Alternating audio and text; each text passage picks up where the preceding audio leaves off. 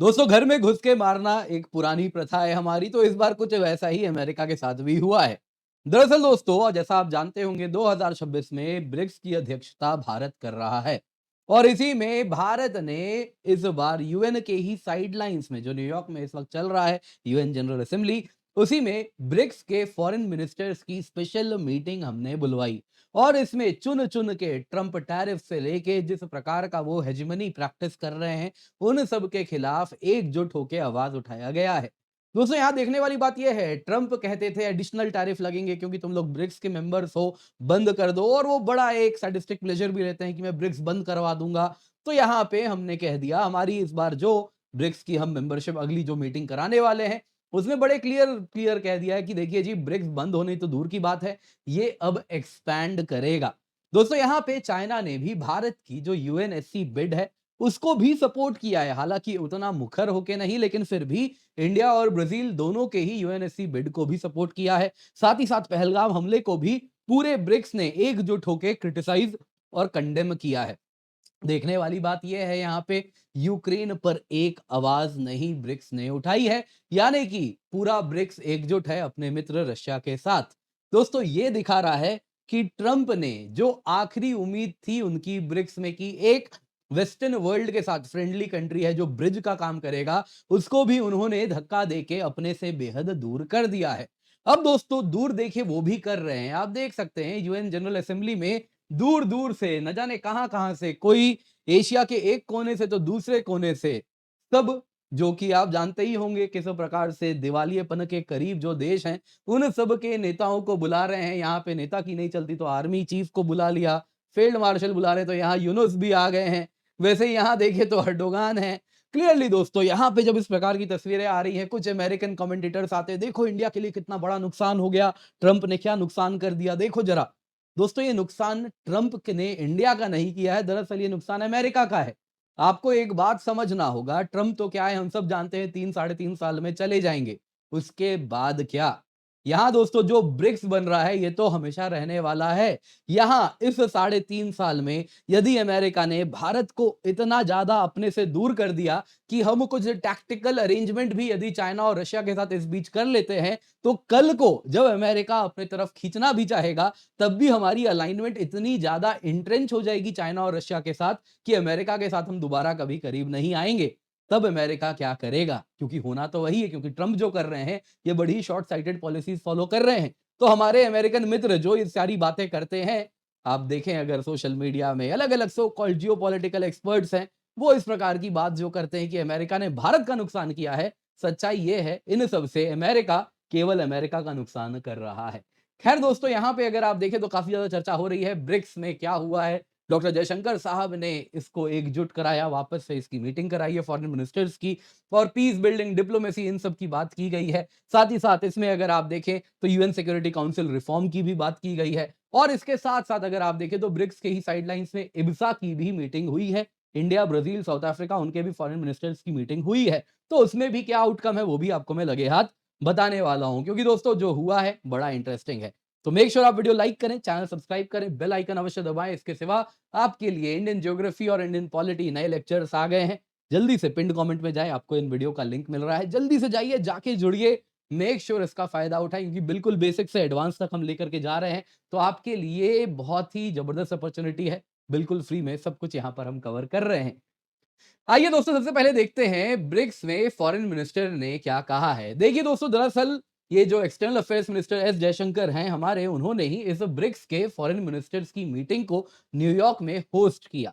कारण क्या है? 2026 में जो 18वीं ब्रिक्स समिट होगी, वो भारत के चेयरशिप में होने वाली है। चेयरमैनशिप जिसको बोलते थे दोस्तों, इसको जेंडर न्यूट्रल कर दिया गया है, चेयरशिप अब बोलते हैं।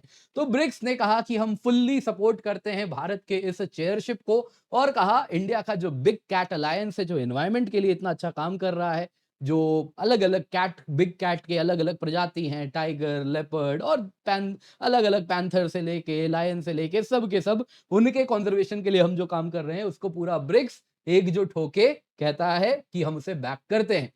उन्होंने पहलगाम में हुए आतंकी हमले को भी कंडेम किया। यहां पे दोस्तों, इजराइल ने जो कतर के ऊपर हमला किया है, उसको भी ब्रिक्स ने कहा ये कतर की सोवरेनिटी वायलेट की गई और हम इसको कंडेम करते हैं। पूरे ब्रिक्स ने इसे भी किया। इसके सिवा ब्रिक्स के जो फॉरेन मिनिस्टर्स हैं, उन्होंने कलेक्टिवली कहा, जो टैरिफ्स बढ़ रहे हैं, नॉन टैरिफ मेजर्स देश लगा रहे हैं, उसके खिलाफ उन्होंने कहा ये बड़ा कंसर्निंग है।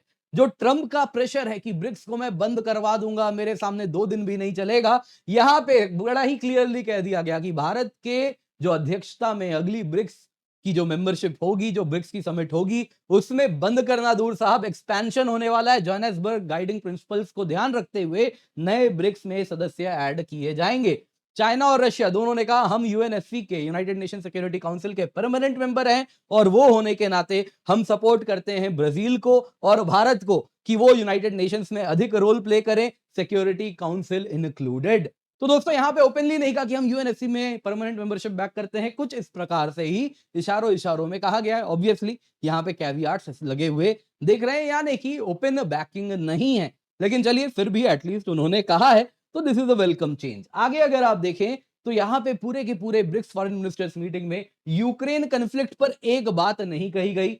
ब्रिक्स और इब्सा का भी जो जॉइंट स्टेटमेंट हुआ, इंडिया, ब्राजील, साउथ अफ्रीका के फॉरेन मिनिस्टर्स का और ब्रिक्स का जॉइंट स्टेटमेंट था, जिसमें उन्होंने कहा कि हम सब कंसर्न है ट्रंप के टैरिफ से। वेस्ट एशिया में जो इजराइल के गाजा पे एक्शन है वो भी कंसर्निंग है। पहलगाम टेरर अटैक को सबने कंडेम किया। इब्सा ने यूक्रेन कन्फ्लिक्ट को मेंशन किया, लेकिन इतना ही कहा कि हाँ कंसर्निंग है, डी एस्केलेशन करना चाहिए। ब्रिक्स में कोई मैसेज भी, कोई रशिया यूक्रेन वॉर का जिक्र भी नहीं हुआ है।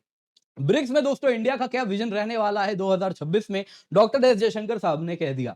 हमारे अध्यक्षता में ब्रिक्स किसके लिए स्टैंड करेगा, तो उन्होंने कहा कि देखिए जब मल्टीलैटरलिज्म अंडर स्ट्रेस है, तब ब्रिक्स मजबूत खड़ा है, एक रीजन और कंस्ट्रक्टिव चेंज की आवाज बन के वो खड़ा है, तो वैसे ही ब्रिक्स आगे बढ़ेगा। जब दुनिया उथल पुथल से गुजर रही है, ब्रिक्स वहां पे खड़ा रहेगा पीस बिल्डिंग के लिए, डिप्लोमेसी के लिए, इंटरनेशनल लॉज के पालन के लिए। ब्रिक्स मजबूत करेगा और भी आवाज को, जो कहते हैं कि यूनाइटेड नेशंस में रिफॉर्म चाहिए, specially UN security council reform. इसके सिवा उन्होंने कहा कि हमारी अध्यक्षता में जहां एक तरफ दुनिया में प्रोटेक्शनिज्म बढ़ रही है, ट्रंप, टैरिफ वोलेटिलिटी हो रही है, ट्रंप, नॉन टैरिफ बैरियर्स लग रहे हैं, यानी कि ट्रंप, उन सब के खिलाफ ब्रिक्स इस मल्टीलैटरल ट्रेडिंग सिस्टम को डिफेंड करेगा। दोस्तों टेक्नोलॉजी और इनोवेशन की बात करते हुए कहा गया कि अगला जो फेज है ब्रिक्स कोऑपरेशन का वो यहीं पर होने वाला है। नोइंग वेरी वेल यूएस आने वाले दिनों में टेक्नोलॉजी सैंक्शंस लगाने वाला है। वो ऑलरेडी बात हो रही है, आपको जैसा मालूम होगा कि जो एनवीडिया के हाई एंड ग्राफिक्स कार्ड हैं वो कहीं एक्सपोर्ट नहीं होने दे रहा है, अपने पास छुपा के रखना चाहता है ताकि एआई सुप्रीमेसी उनकी बनी रहे। तो इसलिए अब अगला स्टेज ऑफ कोऑपरेशन टेक्नोलॉजी में है, इनोवेशन में है। इंडिया की जो चेयरशिप है उसमें फूड और एनर्जी सिक्योरिटी, क्लाइमेट चेंज जिसको ट्रंप नहीं मानते हैं, सस्टेनेबल डेवलपमेंट जिसमें डिजिटल ट्रांसफॉर्मेशन का बड़ा रोल है, वो मुख्य रोल प्ले करता रहेगा। स्टार्टअप्स, इनोवेशन अपना प्रमुख रोल निभाएंगे। दोस्तों ये सभी का सभी अगर आप देखें तो यही दर्शा रहा है कि ये यूएसए के लिए बड़ा मजबूत रिबटल भारत ने किया है, यूएस की भूमि से ही किया है।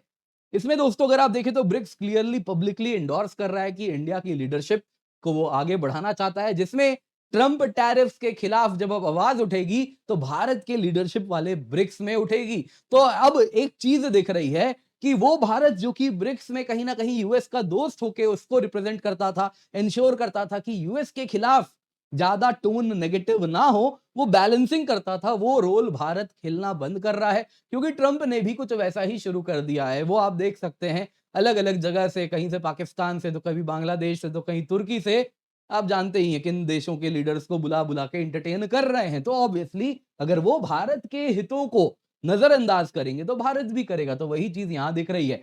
दूसरा दोस्तों यहां पे ब्रिक्स ने यूएस में कलेक्टिव पुशबैक किया है ट्रंप के टैरिफ्स को, प्रोटेक्शनिज्म को। इसके सिवा एजेंडा सेट किया जा रहा है कि ब्रिक्स लेड वर्ल्ड ऑर्डर, उसमें अगर आप देखें तो इंडिया के कंसर्न्स को रिस्पेक्ट करेगा और उसको आगे बढ़ाएगा। पहलगाम को कंडेम करना, United nation security council expansion की बात करना, यह सब बता रहा है कि देखिए ब्रिक्स लेड वर्ल्ड ऑर्डर में भी इंडिया अपने हितों की रक्षा करेगा और ये हमारे साथ खड़े हैं, तो हमें यूएस या वेस्ट की आवश्यकता नहीं है। यूक्रेन में ब्रिक्स ने एक शब्द नहीं कहा, तो यह बताता है कि यूएस नो मैटर कितना प्रेशर डाले भारत के ऊपर यूक्रेन को लेकर या बाकी ब्रिक्स कंट्रीज पर, भारत ब्रिक्स के मेंबर्स के साथ खड़ा है। ब्रिक्स अलग है, वो वेस्ट का इको चैम्बर नहीं है, यानी दुनिया दो हिस्से में कुछ बट रही है।